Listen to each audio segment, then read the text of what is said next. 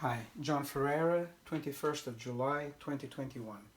This is a 1992 Fender Stratocaster made in the USA. Beautiful guitar, kind of a wine color. It's got a few problems, some bad electronics. The switch makes all kinds of noises. This is completely loose. That's the input jack. So we're going to be taking care of that. Make all the measurements, see what kind of relief, neck relief we have, and string heights, etc. This Strat belongs to my friend Denise's husband, Terry. I'll check neck relief. Capo on first fret, floating position, depress on the last fret, check on the 9th fret, and looks excellent, perfect, not touching the truss rod at all. String height at the 17th fret,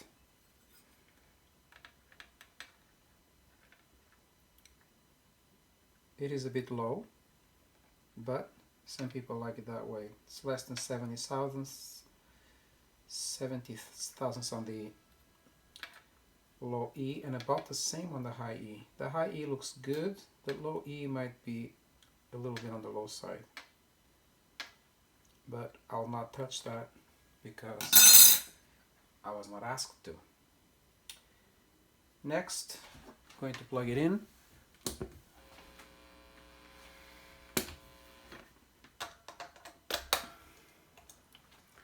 And see if we have any noise.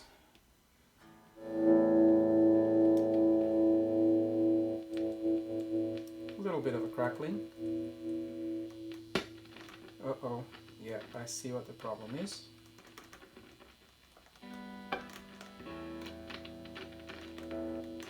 So we have a dirty switch. I'm assuming it's just dirty and not something else, but it is noisy. So we're going to clean the pots with deoxit.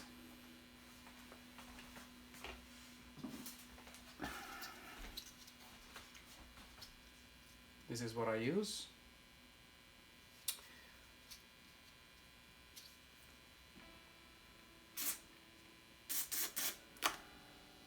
Good amount.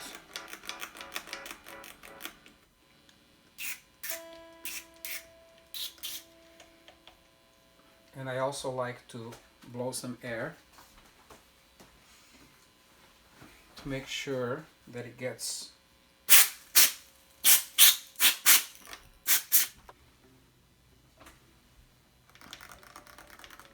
changing positions, to make sure that the cleaner goes into all kinds of angles inside the switch.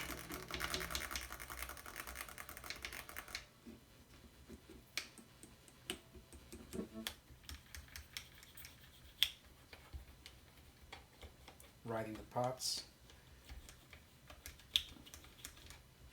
When you carry your guitar, your pots should be at 0 because the copper winding of the pot will not be affected if you either hit it or if it oxidizes, as if you have it carried on mid or maximum volume. If it oxidizes on that point, every time you ride your volume through that point or your tone, it will crackle. Just little tips from over 40 years of dealing with this. Before I tighten this loose plug, I'm also going to spray inside.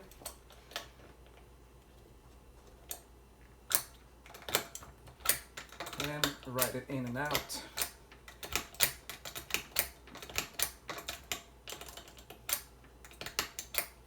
Okay, we'll be tightening some things now. Extra turns of the string on the tuner, not needed because these are locking tuners. So you are defeating the purpose, and you're not taking advantage of not going out of tune because there's only maybe one turn maximum. Don't need to do that. So I'll show what I do when I put the new strings on. Input jack is now been tightened, and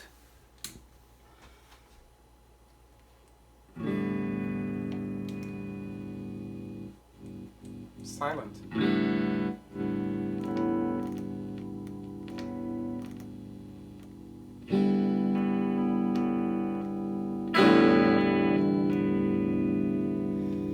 So that's good. That's working fine.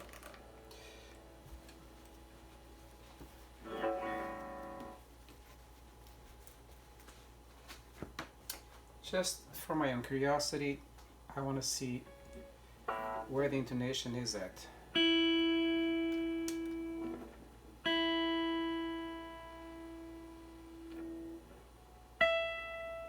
Sharp.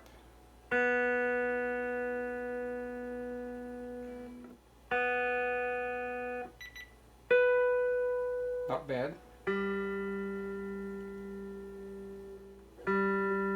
So I can hear chorus. Stratoitis.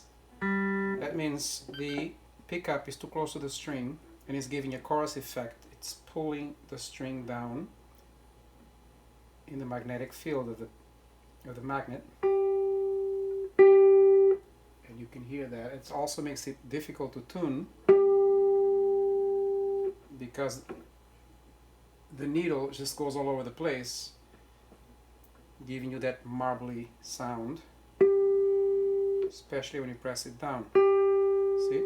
I hear a chorus. I don't know if it shows on camera. A little sharp. Whoa. Again, the chorusy feel. It's flat, very flat.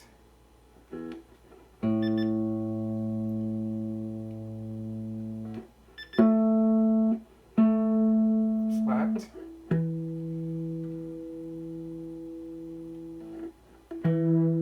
Oh, can't even do this until I get the string, the pickup height in the right place, and then obviously I'm not going to do the intonation with the old strings, but we'll be taking care of all that. Time to take these old strings out. Yeah, it's 2 turns on locking tuners. No good. And I'm going to take them all out and be back. Strings out. These strings are full of hooks, and you do not want to reshape all the string entrances at the bridge here. So make a very nice clean cut, and then you can just take all the strings out with no drama.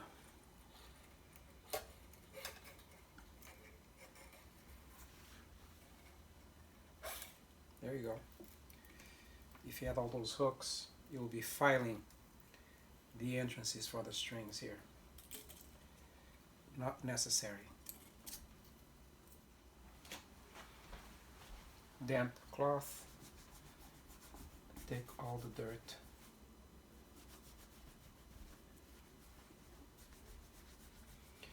These frets feel rough compared to what they can be like when they're polished.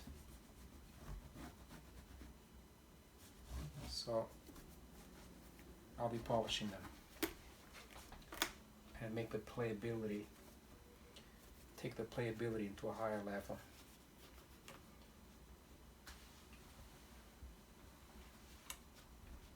It's a nice guitar.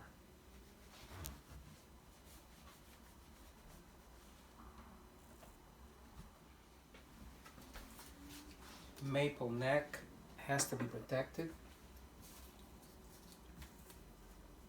from the polishing that I'm going to do.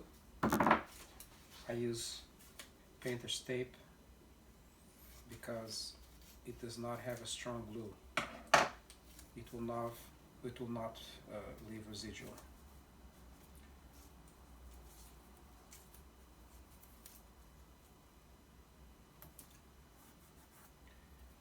And so on.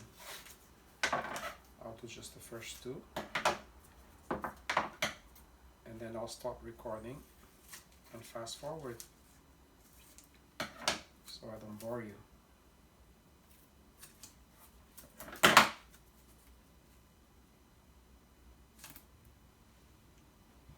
That's it.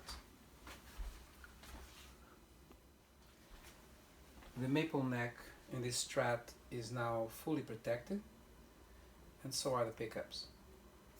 Now time to polish the frets using autosol, and I usually do the first pass by hand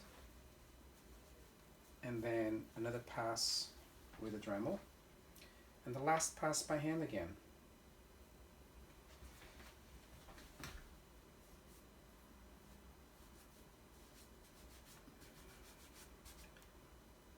I like to do about 4 frets at a time, and I do these passes by hand. These frets are quite rough at this point in time.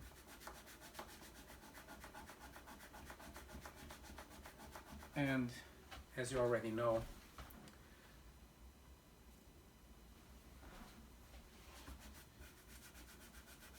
the polish compound is working really well.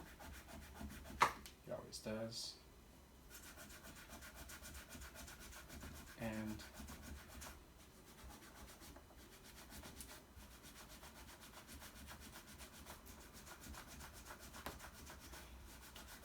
I'll fast forward so I don't bore you with this.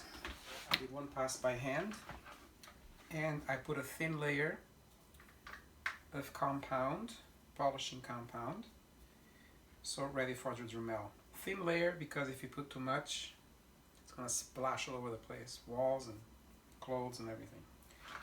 And speaking about splashing, high protection.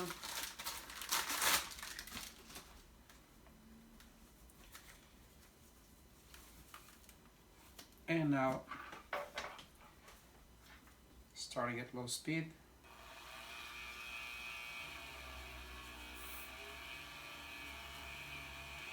And then increasing.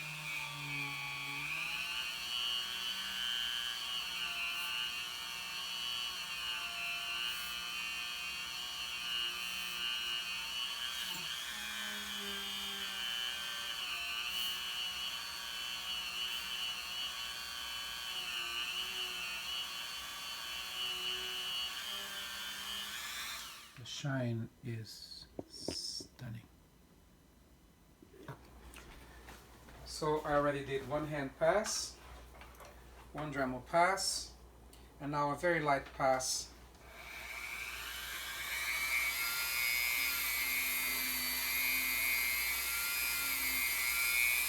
Just to finalize.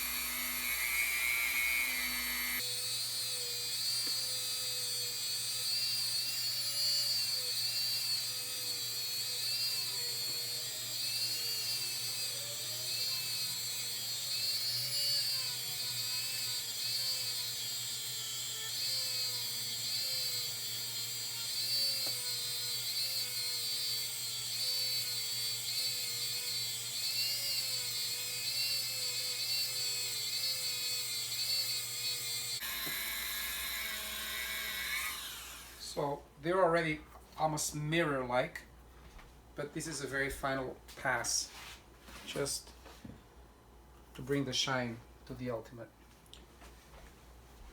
Taking the protecting tape out. This is painter's tape, so leaves no residual and it comes out really easy.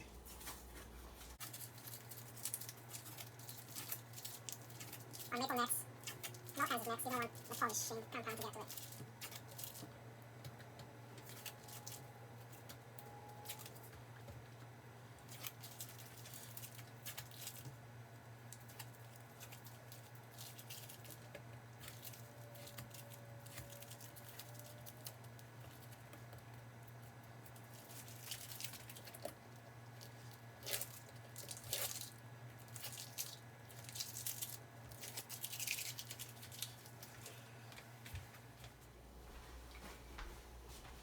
I do not put any abrasive compounds on this type of neck. I have a Fender just 2 years older than this one. It's a 1990. This is a 1992. Same kind of neck to neck. And I never put anything on it. Just a damp cloth. And take all the dirt out. That's it. Shiny, mirror-like. Upon close inspection, I came across this. This clip is completely out. It's a spring clip, as you see the other ones. The clip goes right inside that groove. The camera probably does not pick it up, but this clip is just floating right out. So I'm going to attempt, because it is a spring clip, I'm going to attempt to put it in place. So this is how I chose to put that clip inside. I'm going to zoom in and put some light. What I did is I held one side of the clip while with the other one it went in like that, and I hope it's in, and I hope it won't come out. It looks firm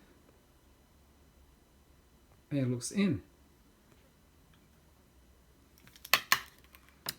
So one more problem resolved on Terry's Strat. More cleaning.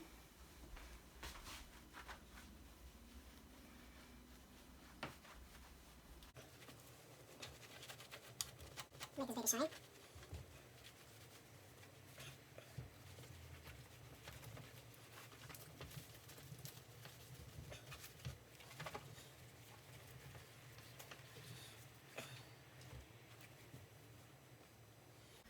And it's time for some new strings.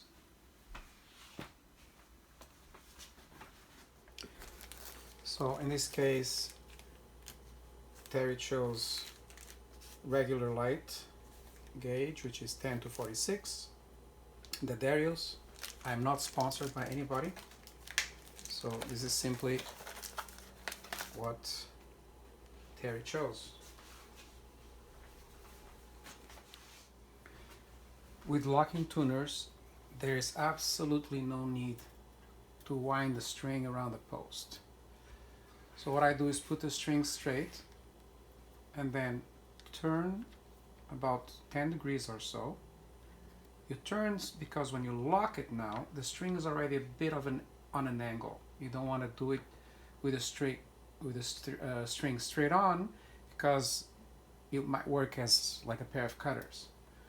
So just 10 degrees, and that's it. This will avoid all the tuning problems. Doing the next one.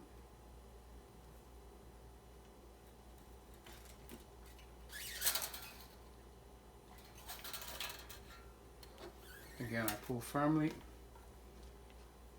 turn roughly 10 degrees, and lock. And so on. There's no need to make anybody's fingers bleed. So I cut it right close to the post.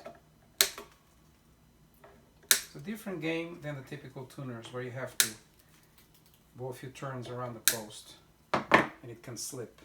This is not happening with this type of fenders. Mine is also going on over 30 years old, and the strings remain in place and they do not slip.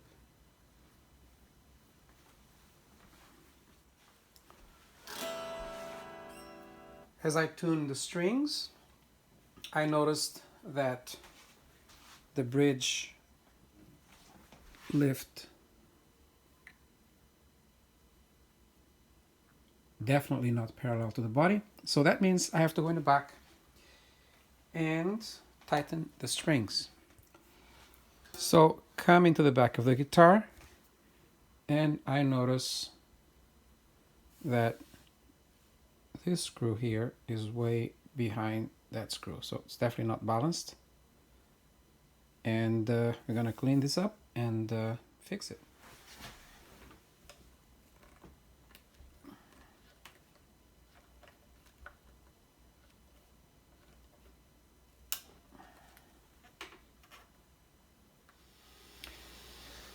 So the pickups are way too high, which makes this instrument almost unplayable.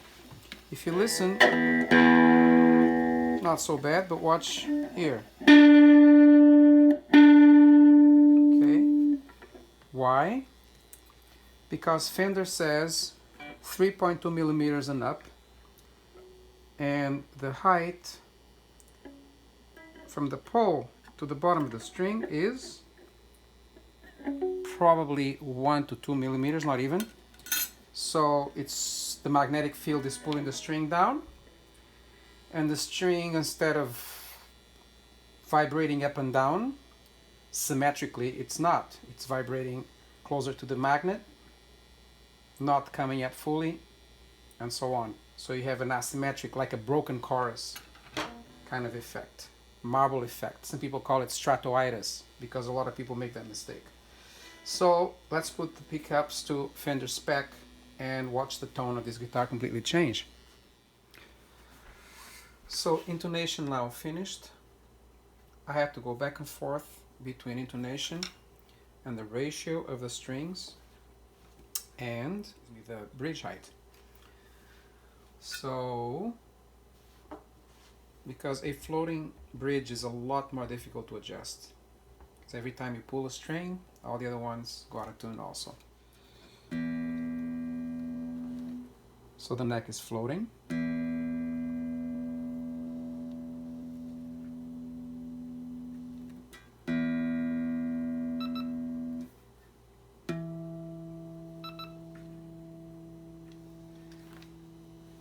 I think the camera is getting a parallax error, which is looking at the needle from the side.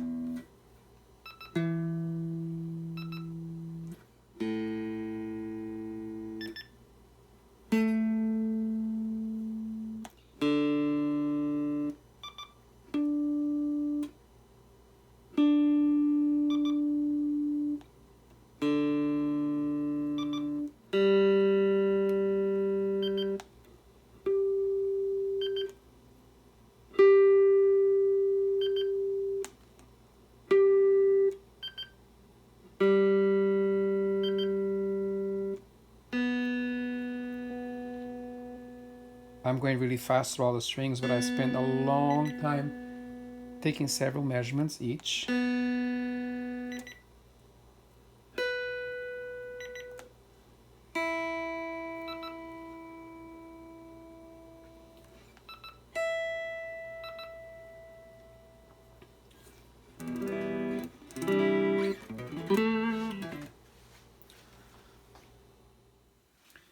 now to put some lubrication, this is what I use. New string with a very tiny drop of oil, so it does not make a mess.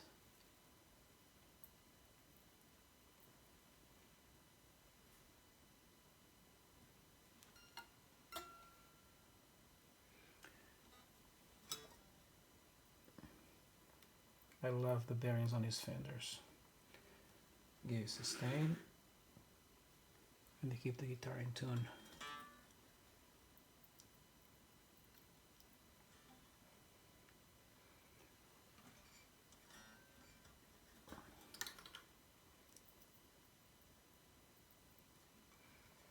Just a tiny drop. That's all it's needed.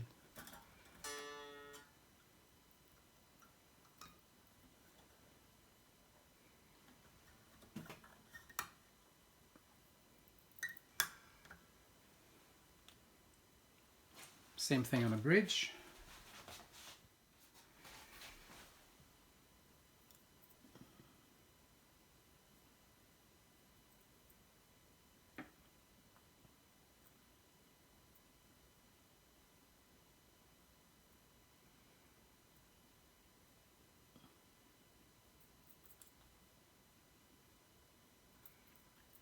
because this is so tiny and so thin.